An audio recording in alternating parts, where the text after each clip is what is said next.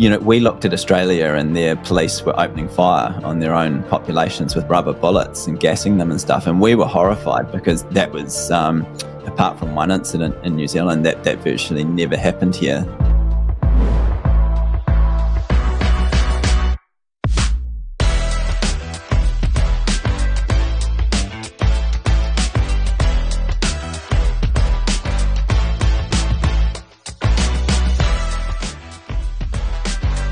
Thank you so much for joining us for another episode of Shot Callers. My name is Carrie Bigford, and I am the Outreach Director with Texans for Vaccine Choice. And we are back with Dr. Mark Bailey, who is a vocal proponent or vocal opponent of the virus theory and is here to share more of his wisdom with us. Dr. Mark Bailey, for those that are joining us for the first time, is a microbiology, medical industry, and health researcher who has worked in medical practice, including clinical trials, for 2 decades.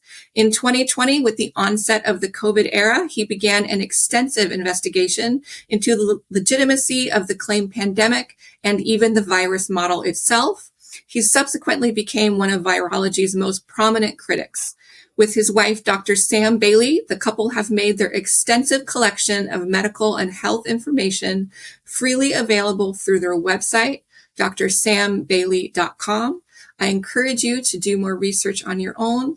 And without further ado, I am very excited to welcome back into the studio, Dr. Mark Bailey. Thank you so much for joining us again today.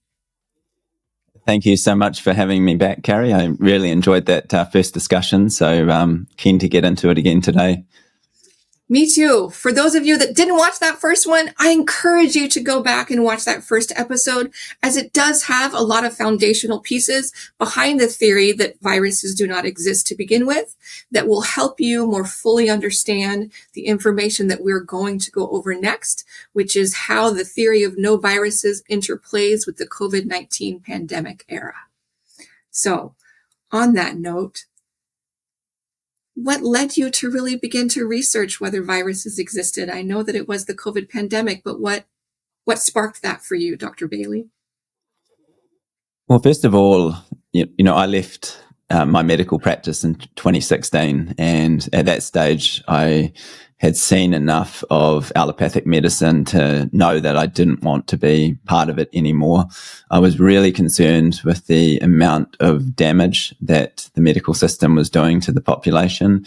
And even worse, I felt like a lot of the individuals and groups within the medical system who were making the most money and getting the most rewards were actually doing the most amount of damage. And it was the people that were trying to help and do the best for their communities that were getting shut down. And so by 2016, I'd been in the system for 2 decades, and I decided that was it. I got out. My wife, Sam, I asked her at that time to get out of the system as well, but she was, she's 6 years younger, so she was at an earlier stage of her career. And she wanted to stay in the system and see if she could make improvements from the inside. And she even became a TV presenter in New Zealand. So I'm sure the network TV regrets doing that now because of what happened. But they put her on. She became a very, very popular medical presenter on television. And then she decided also to start up her own YouTube channel, and that was at the end of 2019. Now, around obviously December 2019, January 2020, we start hearing these rumors of something happening in China, Wuhan. There's some sort of possible coronavirus they're talking about or outbreak going on, and we're seeing all these strange images of people being shut in buildings, and they're spraying chemicals out of trucks as they go down the street, people in hazmat suits, and it all looks pretty crazy. Mm-hmm. And by early 2020, so Sam starts just, talking in her videos about common medical issues and starts building up a following pretty quick from scratch. And before long, people start asking her, what is this whole thing going on in Wuhan? And she asked me, and I'd been happily out of things for 4 years at this stage, had nothing to do with medicine anymore. And she got inundated with all these questions about what was going on. So she said to me, can you help me start researching these topics, because I don't really know about virology and pandemics, etc. And of course, so I start doing that. In March, we get the WHO announcing that there's a, quote, pandemic. And both Sam and I are going, what are you talking about? There's nothing happening apart from these farcical stories that you can quickly find they can't back up with proper evidence, or, they're complete overreactions or media hype to what's actually going on. And then shortly afterwards, New Zealand, where we live, goes into this crazy lockdown, one of the most severe in the world, where you're not supposed to do anything. You're not allowed to move, can't leave, etc. You're only allowed to buy what they deem are essential things like food. Everything else is off limits now. And we, at that point, like the eve of the lockdown, we started asking our neighbours and friends, are you going to go along with this? Because this is farcical. This is clearly what they're talking about. There is no evidence that we're in this health crisis or this emergency. And we were stunned, because 99% of people said, yep, it's all legitimate and stuff. And we realized quickly why that was. They were scared. They had heard these stories that there's this deadly virus, that people in China are walking around and dropping dead. They're showing us images of people lying on the pavement, seemingly dropped dead suddenly. Overrun hospitals, people in body bags.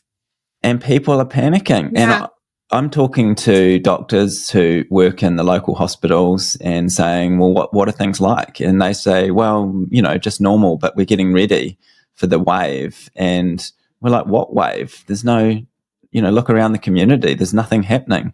So, despite the fact that, places like New Zealand and many countries in the world, we're in this crazy lockdown situation, but clearly nothing out of the ordinary is happening, apart from a fear campaign, apart from complete nonsense coming out of the mainstream media, stories from northern Italy and China saying, oh my goodness, it's out of control and everyone's dying and stuff. A lot of stuff which would later be shown to be false. And, I said to Sam, this is so much fraud. There has to be, what is the depths? How deep does this go? So we started getting the official reports from the WHO, one of the first one that came out in early 2020 about the situation in Wuhan. And I read the entire document and I said to Sam, there is no evidence in here that a virus exists. Absolutely nothing. These are just, opinions, consensus reports, etc. I said, there's nothing in here that points to evidence for a virus. And then we discovered the book Virus Mania, and Sam subsequently, later that year, she actually became a co-author for the next edition of that book. But at that stage, it was new to us. And by April, I sat Sam down and said, I've looked at enough virology now to know that this is so bad in terms of the lack of evidence, the lack of scientific methods that they've used, that I don't think, obviously SARS-CoV-2 doesn't exist. And I said, I don't think any viruses, including HIV, exist, looking at the research that's been done before. So that was really the precipitant, was this crazy situation in early 2020, coinciding with Sam launching her YouTube channel, which that went crazy. Like at one point she was getting, I think at peak, she was getting 5,000 subscribers a day were joining her channel before we got hit with the censorship algorithms and they shut down, because the moment she started telling people that there's no virus, that they are going to bring out a vaccine eventually that is completely bogus, that you shouldn't take. Obviously, then we hit the censorship algorithms, and that they managed to, she still ended up with she's still got over 300,000 subscribers, but there's very little we can actually publish of our material on YouTube. We have the same issue with our YouTube channel for even our podcast. And we knew... Carrie, that was one of the things. We knew every time we got close to the target, the video would get struck down, sometimes within minutes.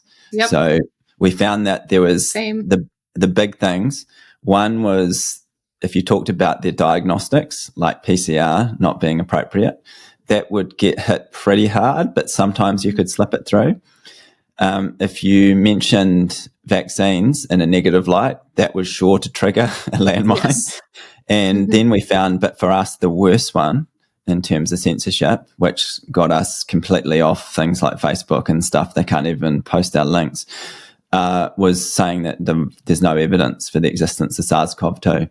So if we tried to upload a video, sometimes that would last about 5 or 6 minutes. And obviously the AI can pick up what words they're were scanning being for said. words. Yep.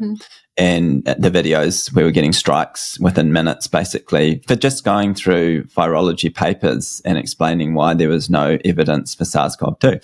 So in 2020, that just kept giving us motivation that we were on the right track. And we thought, why is this such a problem that you're not allowed to criticize vaccines and you're not allowed to criticize germ theory and virology? And we said, all right, well, that's where we'll obviously focus. And, like we talked about in the first episode I did with you, for many people, they focus on the so-called vaccine science. We went upstream and stayed focused on the whole idea of viruses and germs and the validity of things like the PCR, et cetera, and diagnostics. And so that's how we really got into it. And within a short time, as I say, Sam became a co-author of the best-selling book, Virus Mania, with her German co-authors, Torsten and Klaus, and the late Stefano Scoglio. So we were rapidly immersed into this. And when we first got into this in 2020, the no virus people were very obscure. There weren't many prominent critics out there.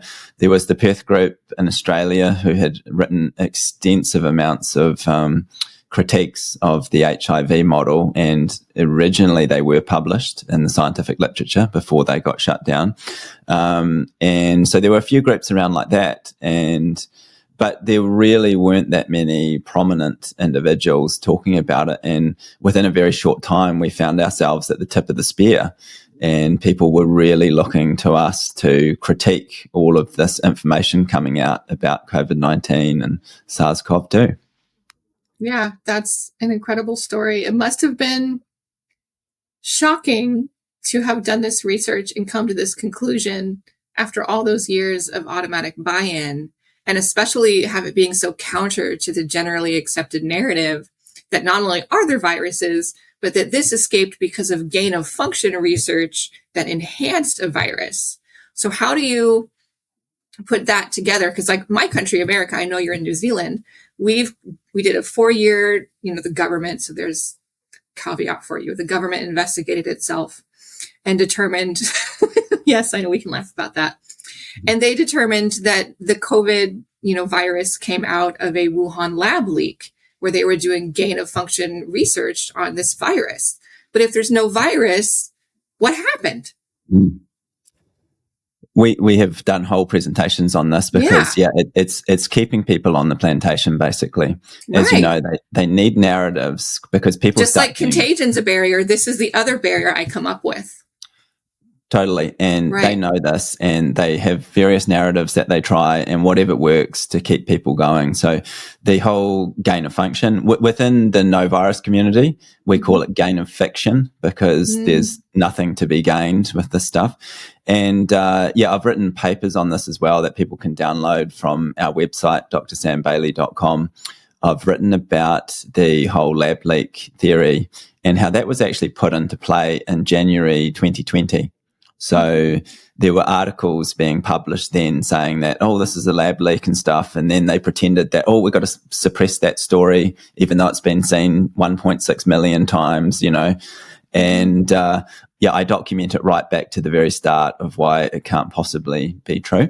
So what we do for looking into these so-called gain of function claims, and this includes things like these historical famous kind of incidents, these so-called cover-ups like the smallpox, accident in communist Soviet Union back in the 1970s, and people saying, oh, well, that was an example of how that smallpox escaped from the lab and killed all these people.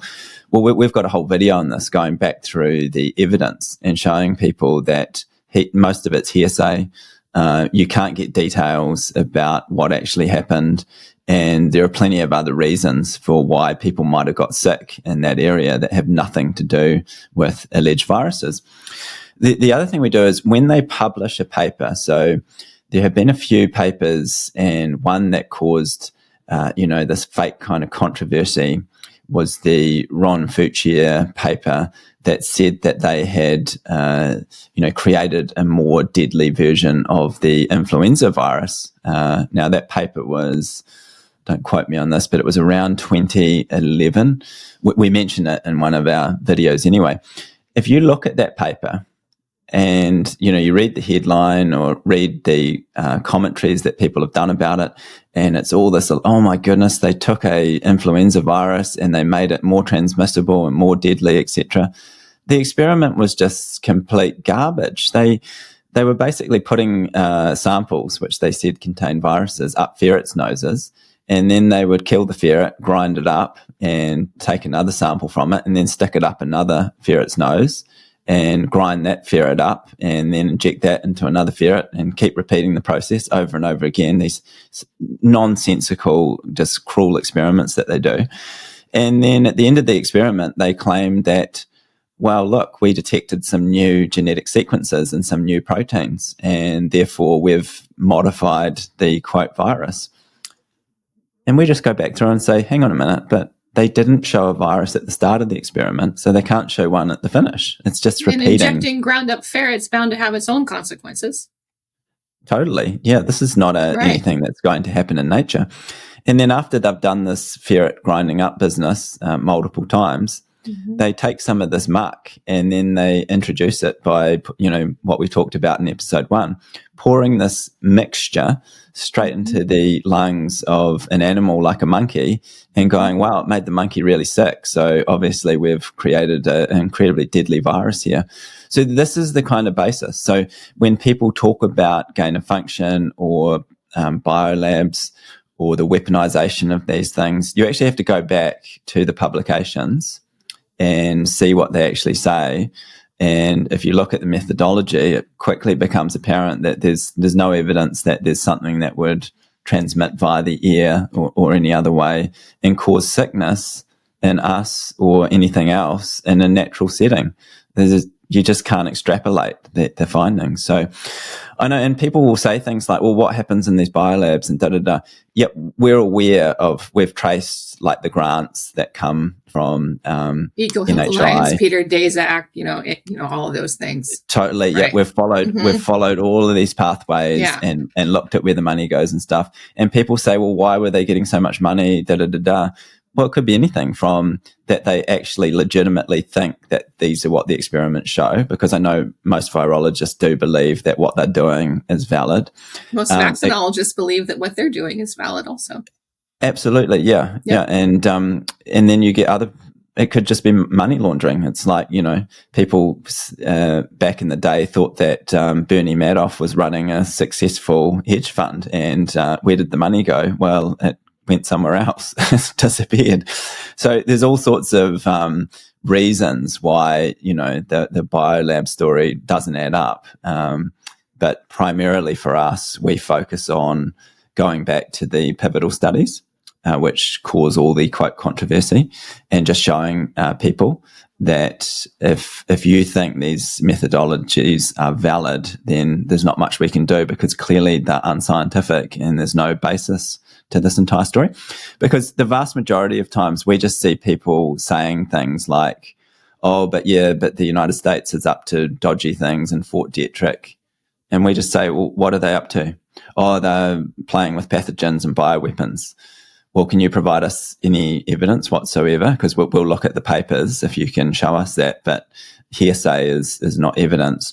Or people will say, oh, here's a photo of the Wuhan Institute of Virology, and look, they've got a dodgy freezer and they've got 1,500 viruses in there. And you're looking at the picture going, that picture's not evidence of viruses. It's just a lab technician opening a freezer with samples. That doesn't qualify as evidence that viruses exist. Yeah, that could be samples of anything.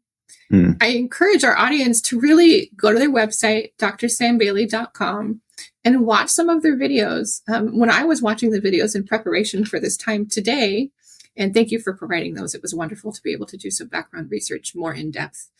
There was a recurring theme of using the viruses as a method of control. And as I thought about that, I could see everyone's focused on like H5N1 right now, the avian bird flu, and then it was SARS-CoV-2, and then it was SARS-CoV-1, and then it was MERS. But the medical industrial complex has absolutely been using either the real or perceived existence of viruses as a control mechanism to get people to behave in a certain way, in a certain, quarantine type. I mean, all different types of behaviors are modified through this idea of these viral pathogens coming down that we have to be afraid of, this invisible invader. Like, could you elaborate more about that as a tool? Yeah, well, we call it the virus is the cover story, basically, that something else is going on and they need a scapegoat to distract people. And look, there are various reasons for what happened, why they staged COVID-19. And a lot of it has to do with late 2019 when there seemed to be an imminent financial collapse coming. And of course, after the big financial collapse around 2008, nothing was fixed. Yep. Basically, the system is exactly how it was. The smoke and mirrors Band-Aid. Credit expansion got worse than ever, and they have all sorts of terms like quantitative easing and stuff, but it's the same old, that the monetary system is out of control and it's not good for the public. So clearly leading up to that point, they needed to distract people. And then we saw it subsequently that everything now, cost of living increases around the world is being blamed on the quote pandemic. They're not saying that in countries like New Zealand, they've doubled the money supply, which is why we've got rampant inflation going on. They blame it and say, well, there was nothing we could do about this natural disaster, COVID-19, etc. So it's a very convenient scapegoat. Now, it's not like everyone's in on it, because some people then say, well, how would you get millions of people to go along with it? No, you don't. The 99% of doctors don't know anything about virology. That's just the fact of the matter. Maybe a higher proportion than that. So they don't know. They just hear what's in the media and what other people are saying. Most people in the public, if they hear something from a government official or a scientist, nowadays people are getting more skeptical of that, which is good. But a lot of the time they just make a press announcement and that's enough to get people to be convinced that, this is the reason why it's happening. This is the reason why things are not good in our country, is because we've got this pandemic. Now, the pandemic industry, it serves so many vested interests that it's incredible. Does. And I think most people underestimate the size of the medico-pharmaceutical industry. I don't. You probably don't, but many do. We are talking about more than 10% of world GDP. So by itself, it is pretty much the biggest industry. Yes. In fact, the very biggest industry in the world in terms of pure monetary numbers is the health insurance industry. I think it's gone to about $6 trillion last year. So we're talking $1 trillion industries here. Now, when you've got an industry that size and you've got narratives that are making money, people don't want to change them. They have a vested interest. Vested interest. That theory you'd said about the COVID-19 pandemic being introduced as a cover-up for the failure of the fiat money system, you're not the first guest I've had on Shot Callers who has made that same proposition.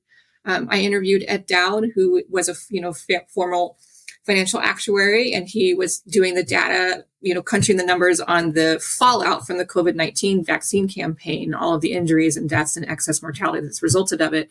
And when I asked him the same question I asked you, why did they do this?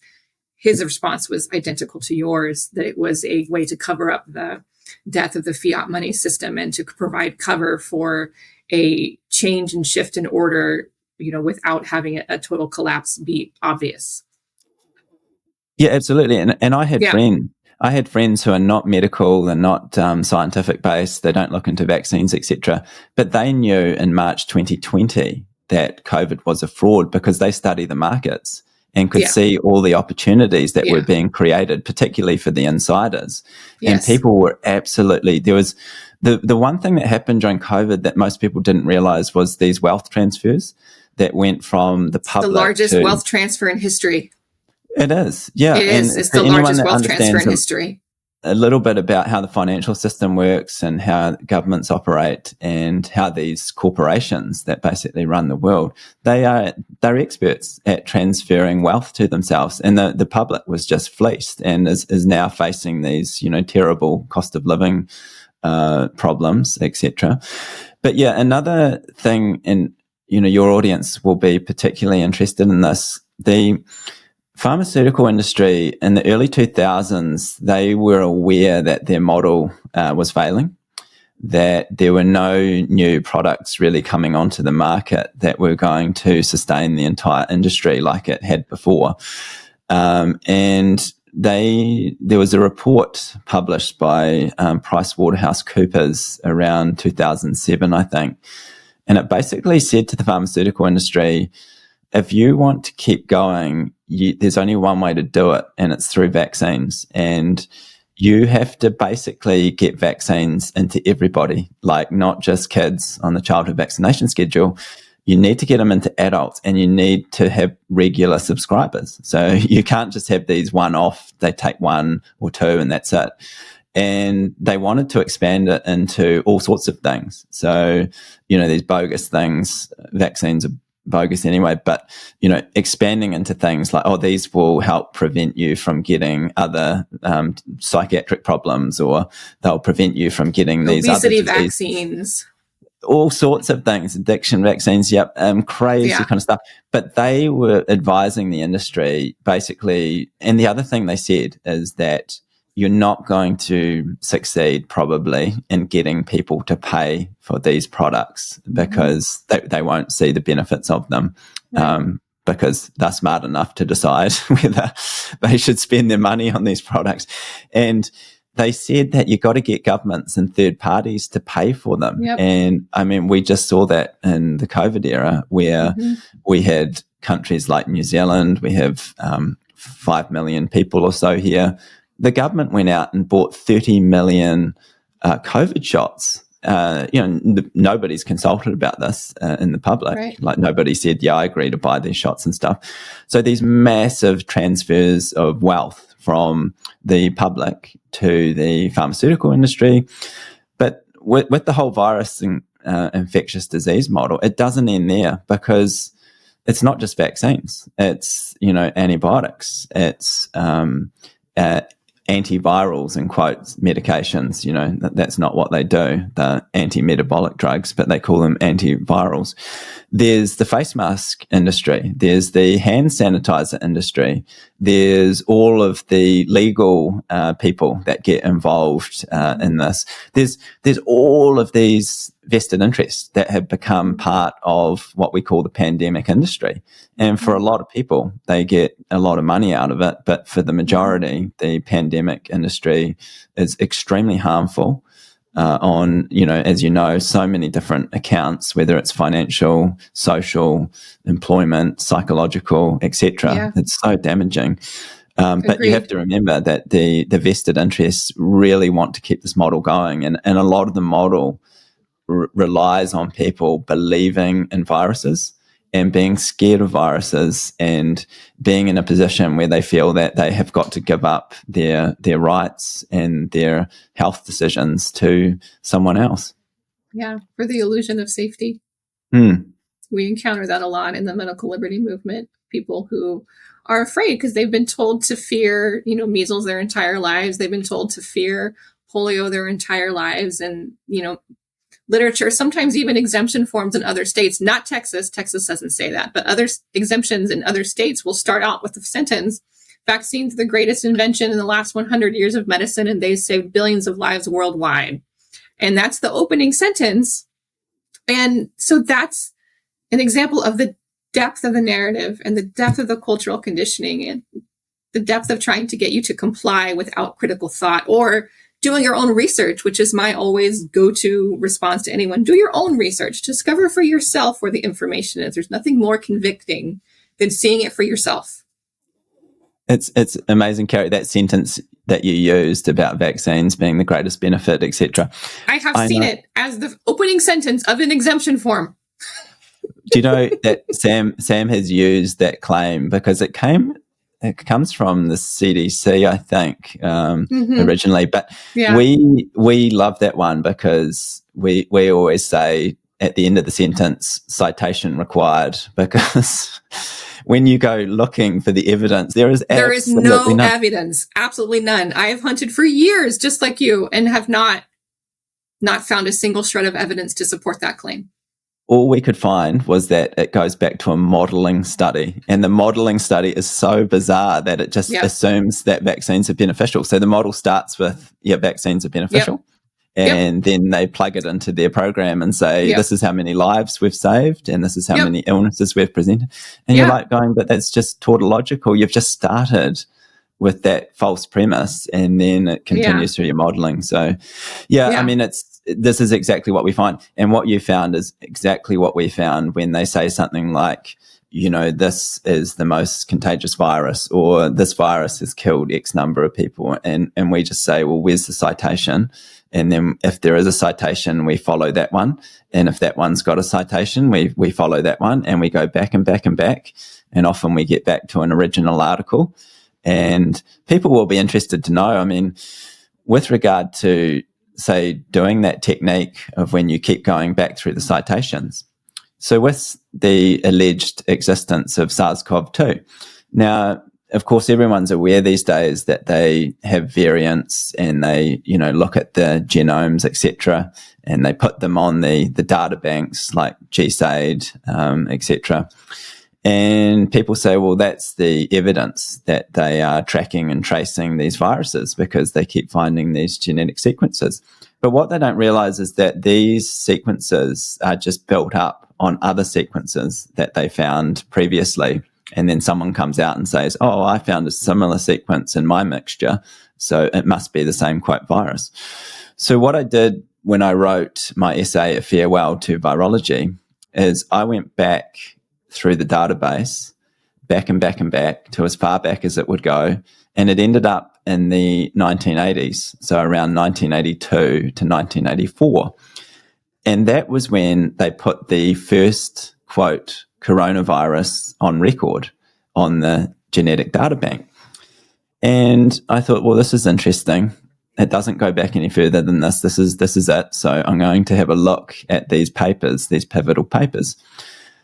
I read these papers, and they make the claim that they purified virions. Now, for the audience, the virions are supposed to be the individual particles in the virus model. So the little submicroscopic particle with the protein type coat and the genetic material.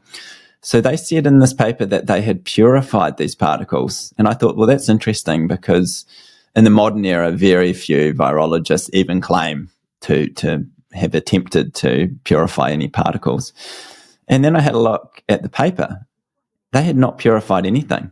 They provided no confirmatory electron microscopy. They provided no evidence that they did a control experiment. They just had samples and were using an avian model where they said that there were viruses in there, and then started detecting the genetic sequences. But those genetic sequences were not shown to come from a virus. But next thing you know, they put them onto the database in the 1980s. And then since that time, everything leading up to SARS-CoV-2 has been based on those anti-scientific experiments from the 1980s. So when you get this argument that we get so many times, well, how could they be wrong 20 million times when they keep finding SARS-CoV-2 around the world? They have to know that this all stems from these pseudoscientific practices from the 1980s, where they're just calling out bingo when they've got a mixture, and they're detecting these genetic sequences or proteins. Now, people will ask us, well, where do these sequences come from if they're not coming from a virus? And you just have to look at the experiment and say, well, it could be from the mammalian cell lines. It could be from the avian cell lines. It could be from other microbes that are in the mixture. It could be sequences that are expressed by cells that are under stress. So we know that from the 1960s that the DNA, even the DNA, not just the RNA, but the DNA in cells like ours is not fixed.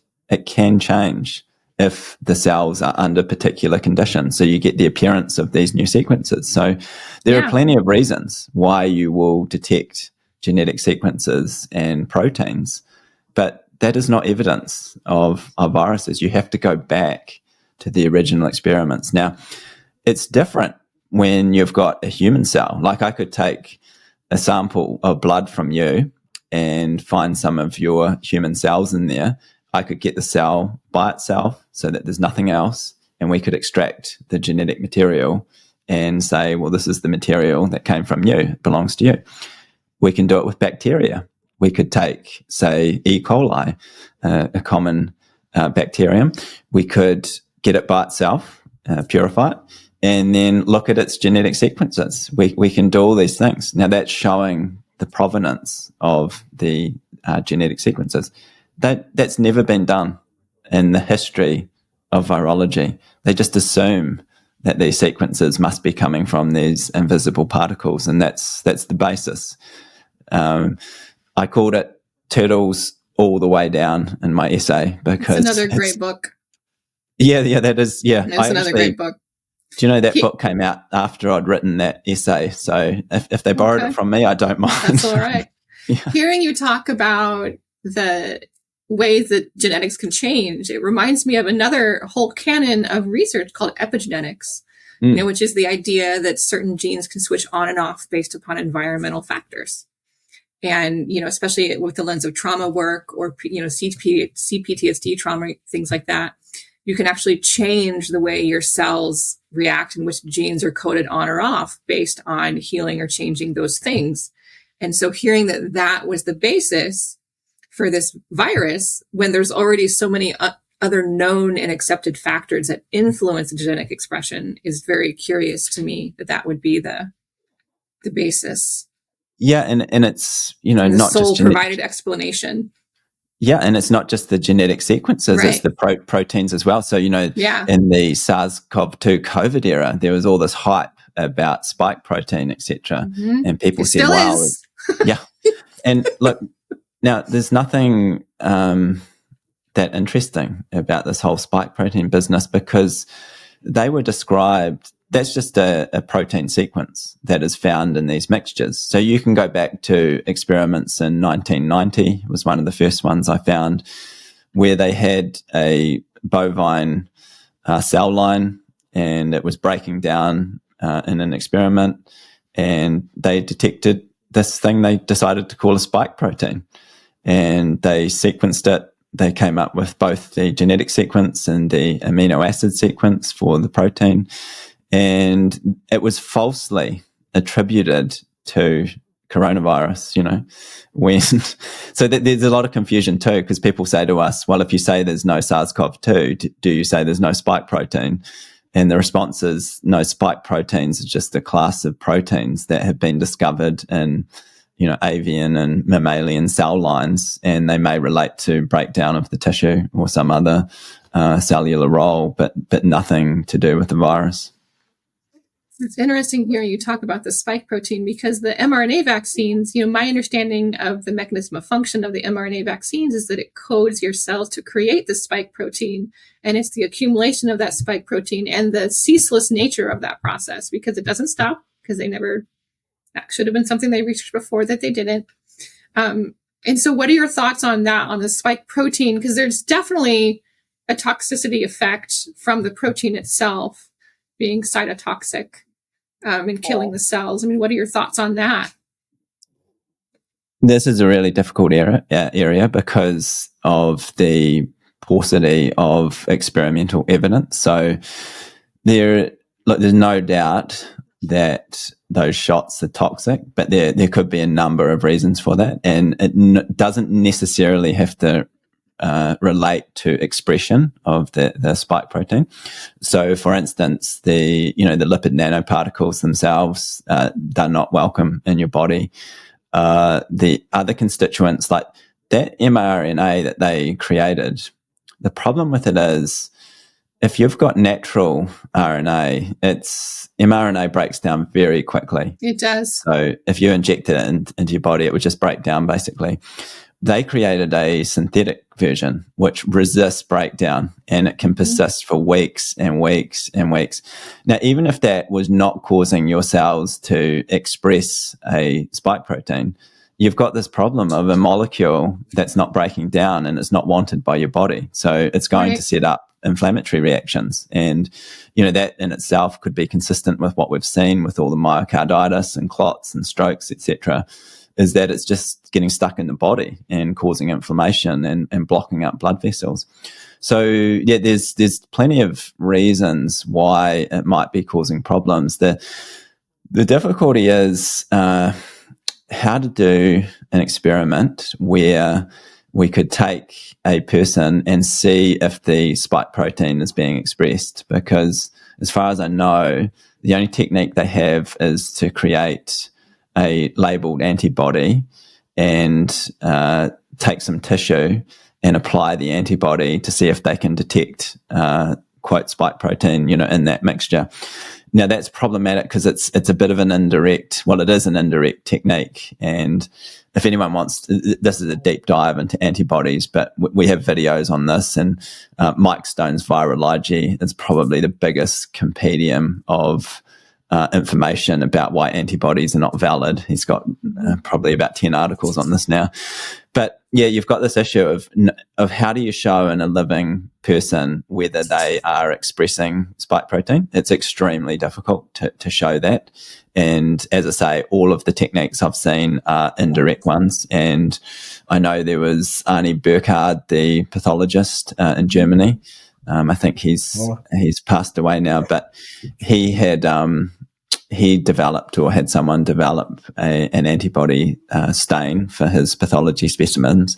And yeah, he said that the spike protein was appearing like in lots of different tissues around the body. So that is possible. Yeah. But and I guess, wasn't there just a Nature study that was introduced in the last couple of days that talked about not the spike protein necessarily, but the lipid nanoparticle delivery system of the mRNA itself was toxic. They had tracked it through mice, and it was accumulating in different organ systems and causing severe degradation of the organism and all other kinds of things. I mean, I see what you're saying about it not just being the spike.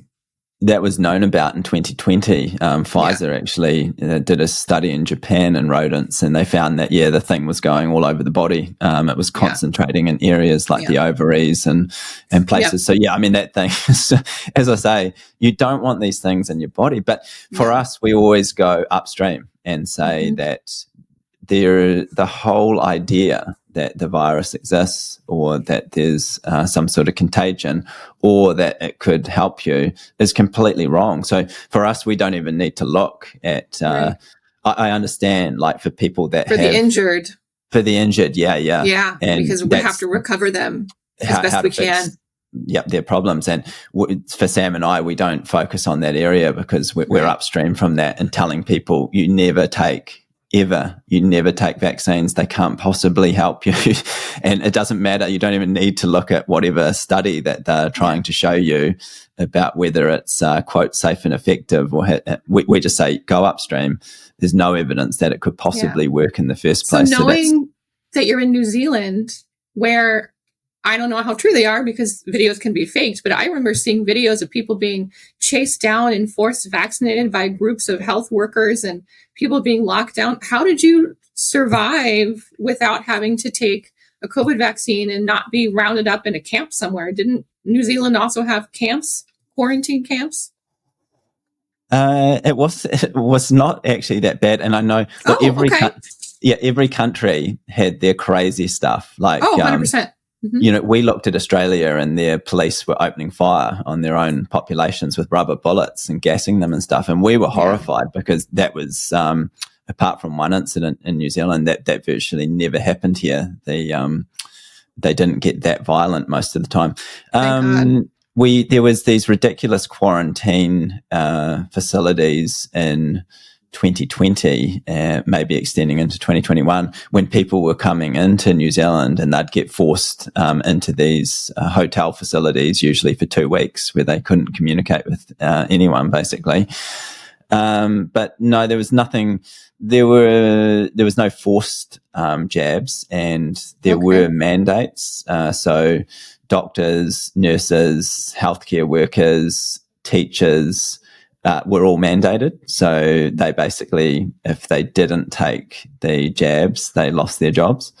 For a lot of us, we actually worked out that what they were doing was not lawful. So we just stood up to it. And some people worked out that they didn't lose their jobs. Like, there were plenty of people that were working in areas which had apparent mandates. But if you actually know what the word mandate means, it means that there has to be an agreement. It doesn't mean that you're bound to do it. So a lot of people pointed that out and said, well, I'm not agreeing to it. So we even had one of our friends was running a restaurant and was told, you have to, inoculate your staff. You have to put up signs, face masks, all this kind of stuff. They didn't do any of it and just continued operating as normal. The local government tried to fine them $60,000, and they just said, well, look, these are mandates. This is not law. We don't have to do it. Mm-hmm. And they didn't end up paying any of those. So, yeah, there were definitely ways to get around it. Like my family, like my wider family, we ignored lots of the so-called rules that they were coming up with in their press conferences, and because it was crazy here. And our own governments admitted that they made up most of them. I mean, that they just created it and probably just a staff meeting somewhere. So yeah, it was. Although it probably looked pretty crazy for our family. It was more just disturbing watching other people's behaviour for the people that were going along with it. And sometimes I would go into a shop and people would start yelling at you because you didn't have a face mask on, and you just explain why I don't have to wear one. So, but if you guys want to wear one, that's up to you. But it caused. And again, it comes back to this. What disturbs us most is that. Why do people behave that way? And it's because they believe that there's a virus. And they're frightened of the invisible invader. And there was a $1 trillion propaganda industry, at least in the United States alone, to make you afraid. The case ticker counts, which had never been done before, the complete disregard of infection to fatality rate, which was always the gold standard for figuring out how worried you needed to be about something from a public health standard. And that was completely gone. It was all about case counts and no outcomes, just case counts, from far too many rounds of the PCR, which wasn't valid in the first place, and like House of Cards scenario, but lots of fear.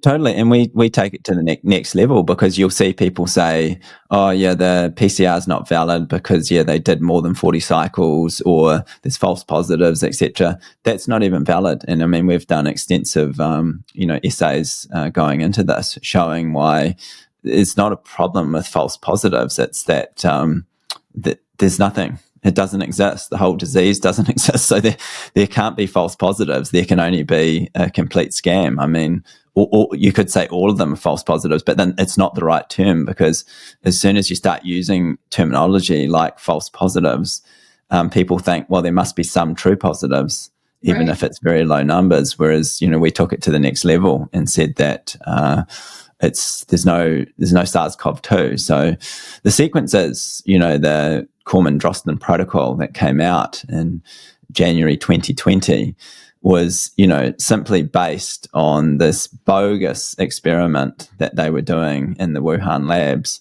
of, like I talked about earlier, going back to the 1980s. They just said that we detected these bits of genetic sequences and that's a virus. And if we detect those genetic sequences, therefore you've got the virus and you've got COVID-19. No, nothing to do with science. Nothing was ever clinically validated. And that the PCR is a problem in itself about whether it can even be a diagnostic tool, because the maker of the PCR test said it wasn't a diagnostic tool. And that's completely correct, because you could say you went into a room where they were playing with different genetic sequences, and you just inhaled some up your nose, and then half an hour later they do a PCR test, and then they go, oh, we've detected these sequences. They're not doing anything up your nose. Your nose just trapped them. Like, you can find genetic sequences for pollen up your nose, but you don't say that you've been attacked by pollen or that you've got pollen disease now just because the genetic sequences were detected. But that's essentially what they're doing. And we've got a chapter in our new book about whooping cough, because we actually write and explain how PCR basically, whooping cough unraveled the entire PCR diagnostics. And you can see in the literature why they're trying to cover it all up. And because the problem is that you go around and you can detect bordetella pertussis in just about everybody. But you know what they're saying? That they're asymptomatic transmitters now, that they've got the bordetella and they're going to pass it on to someone if you're not careful. So none of it makes sense. And it's why the PCR is not a diagnostic tool. It can't tell you that the sequences they've detected are going to make you sick. So knowing what you know, and knowing also that the powers that be continue to threaten us with new pandemics, disease X pandemics, H5N1's coming, the plague is coming, whatever is coming. How do you recommend someone kind of keep their calm, keep their center in this era of pandemic fear? How do they stay healthy and keep going? Yeah, you have to ignore like all of this, the stuff that comes from the governments and the mainstream media. And if you're reading a headline or hearing something and your initial reaction is fear, you know that something's gone wrong, and you shouldn't be feeling that way at all.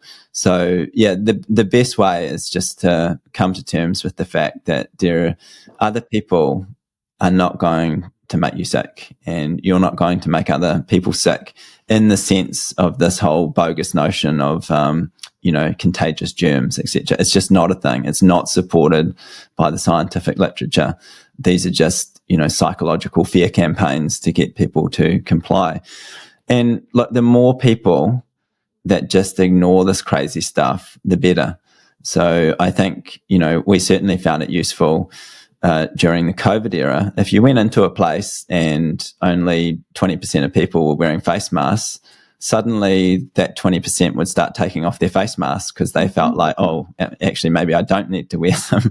Right. It's not good if you go somewhere and you're the only one, who's not wearing the face mask or not doing ridiculous social distancing rituals and stuff. So we just need more people just to ignore the complete nonsense. And that is their worst fear.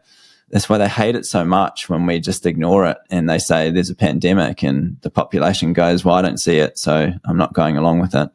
Right. And but yeah, people do have to come on their own terms. They have to feel comfortable with it. So I mean, we can't really help people if they really believe that there are deadly viruses or that there's gain of function and all this kind of stuff, because if people cannot get beyond that fear, then it's very difficult to operate calmly and rationally in day-to-day life when you're being exposed to this stuff. But having the knowledge that, you don't need, medications, you don't need vaccines, you don't need to wear face masks, none of this is a thing, I think, is the most powerful weapons that people can have. It's definitely a perspective worth pursuing. And I encourage all of our listeners to do their own research, to dive deep into these topics, the same way you do other topics, to discover where you're at. When you come up with barriers and obstacles, look at those barriers and obstacles and kind of look at through both lenses to see which makes sense for you. And don't be scared because you've come against a barrier. Sometimes that's just another problem to solve and another way to consider the issue.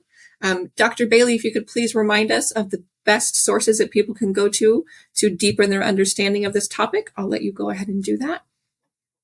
Yeah, so everything can be found at our website, drsambailey.com. So there's hundreds of videos and articles, essays. You can look up the search bar. So if you want to look up chickenpox or HIV or COVID, you'll find dozens and dozens of resources. We have 4 books out as well, and there are summaries for what they cover. But and also we do, Sam does the 15, 20-minute videos often to make these subjects easier to understand. But on our website, you can also download our technical papers. So for those wanting to take a really deep dive, you can have a look at the technical papers with all of the scientific references that back everything up. And I love that nothing on your website is on a paywall. But as I work for a nonprofit, I also know that all of this work requires funding. Is there some way that listeners could go and help support your guys' research efforts should they choose to? Yeah, well, like you say, all of the videos and articles are pretty much out for free. The one thing we do have behind a paywall is our question and answers session. So we do a couple of those a month for our paid subscribers, and we take questions from the public and answer those over about an hour or so. But otherwise, you can and you can join up on the website if people want to do that, or through Sam's Substack. And the other way to support us is really with the books. So, as I say, we have 4 books that are available on the website, and they really help us as well. The books are great for getting, as you know, getting this information to new people, because people put the books down on a coffee table and someone picks it up, and that's the beginning. And they can't be deleted by the censorship industrial complex. Totally. I think people underestimate how important getting the physical books out there book is. Yeah, and I think of books like, Dissolving Illusions, which we've talked about, and we got a copy of that years ago, and my copy's been to family members, it's been to the neighbours, it's been to the neighbour's daughter. It really gets around, and the print books are really important. Yeah.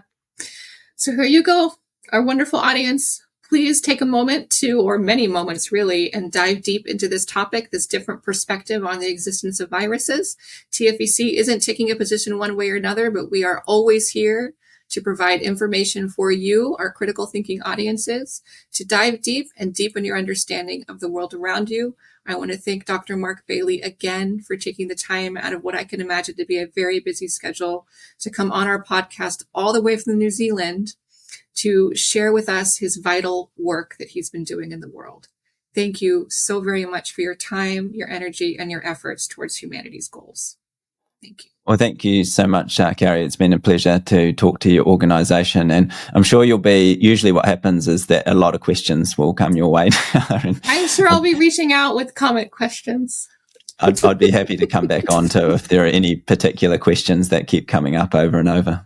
I may take you up on that offer because they are way above my pay grade to answer those questions.